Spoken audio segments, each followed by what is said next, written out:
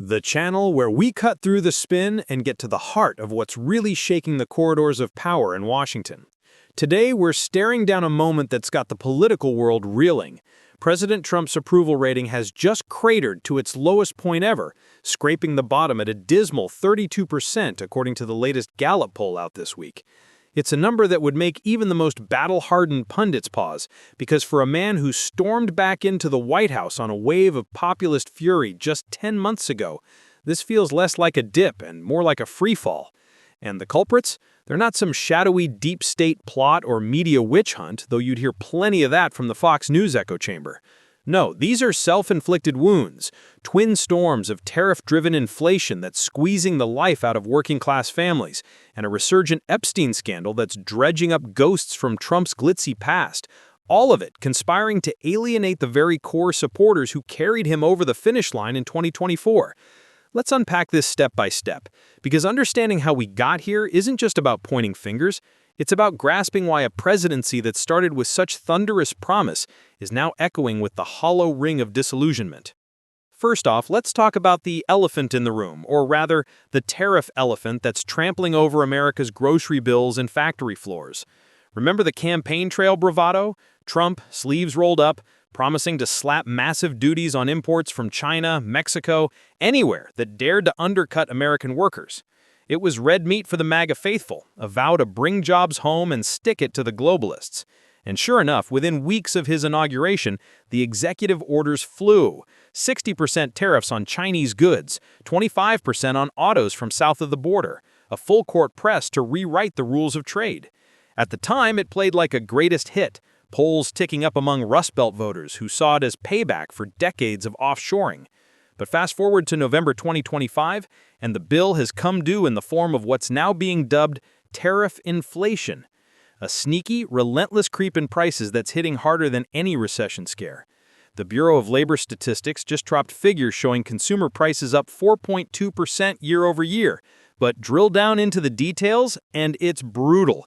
Eggs at £3.50 a dozen in the average supermarket, petrol nudging £1.80 a liter in key swing states, and clothing costs spiking 15% because those cheap imports from Asia are now gold-plated with duties. Economists are calling it a textbook case of protectionism's boomerang effect.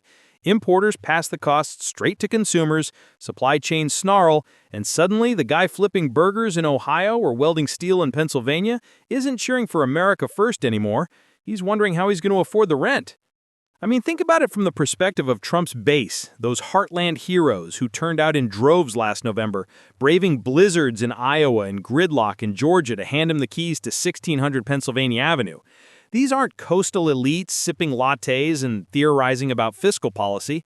These are the plumbers, the machinists, the small business owners who bought into the dream of a tariff wall that would shield them from the world's unfairness. But now, as their weekly shop balloons by 20 quid and their truck payments edge up because of pricier parts, that dream's turning sour. I've been scrolling through the comments on Trump's Truth Social posts lately, and it's an eye-opener. Gone are the unquestioning hosannas. Instead, you've got lifelong loyalists venting about Trump's tax on the little guy, or MAGA means make America grope again with these prices. One viral thread from a former steelworker in Pittsburgh sums it up. I voted for walls, not wallets getting wrecked. It's not hyperbole. A fresh Quinnipiac survey shows approval among white working-class men, Trump's bedrock, sliding from 68% in March to a shaky 51% now.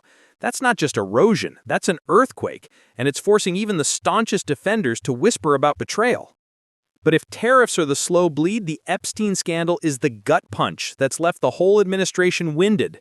Just last month, those long-sealed court documents from the Southern District of New York finally cracked open under pressure from a bipartisan congressional probe, and out tumbled a cascade of depositions, flight logs, and emails that paint a picture no spin doctor can airbrush away.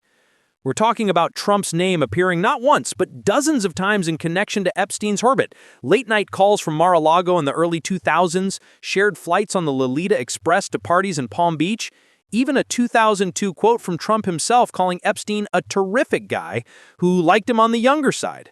Now, to be clear, there's no smoking gun here alleging direct involvement in Epstein's crimes.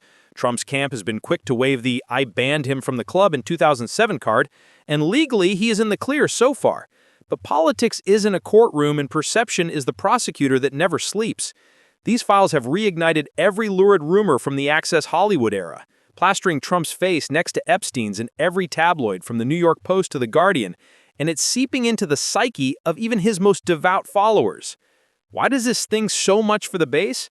Because for years, Trump positioned himself as the unapologetic outsider, the billionaire brawler who drained the swamp of perverts and predators, the champion of family values who railed against Hollywood's moral decay. Evangelicals, social conservatives, the folks in megachurches across the Bible Belt, they overlooked the divorces, the grab 'em by the pussy tape, all in the name of owning the libs and appointing judges who kneecapped Roe v. Wade. But Epstein? That's a name that evokes the stuff of nightmares. A web of exploitation that clashes head-on with the moral armor these supporters wear. Polling from Pew Research this week captures the fracture. Among white evangelicals, Trump's favorability has nosedived from 82% to 64%, with open-ended responses citing creepy associations as the top gripe. It's not just the pious ones either. Blue-collar dads in diners from Florida to Wisconsin are muttering about what kind of company does he keep, and sharing memes that juxtapose Trump's lock-her-up chants with Epstein's mugshot. The alienation is visceral. A sense that the man they idolized as a shield against elite depravity might just be one of them after all. So here we are, midway through what was supposed to be Trump's triumphant encore, and instead of coasting on victories, he's buffeted by these gales that feel tailor-made to dismantle his coalition. Tariff inflation isn't abstract economics. It's the sting of choosing between heating the home and filling the fridge, a betrayal of the economic nationalism that glued his movement together. The Epstein revelations aren't dusty history. They're a mirror held up to the glamour and grit of Trump's world, forcing supporters to confront whether their hero's flaws run deeper than they bargained for. Together, they're not just denting his numbers, they're splintering the MAGA monolith, with early whispers of primary challenges from the likes of J.D. Vance, or even a resurrected DeSantis circling like vultures. Can he claw back? Maybe. With a pivot on trade, a few high-profile perp walks for Epstein's enablers, or that patented rally charisma to rekindle the fire. But at 32% approval, with midterms looming in 2026, the headwinds are howling louder than ever. And for the first time, it feels like the emperor's suit is threadbare. What do you reckon, viewers? Is this Trump's nadir or just a blip before the comeback?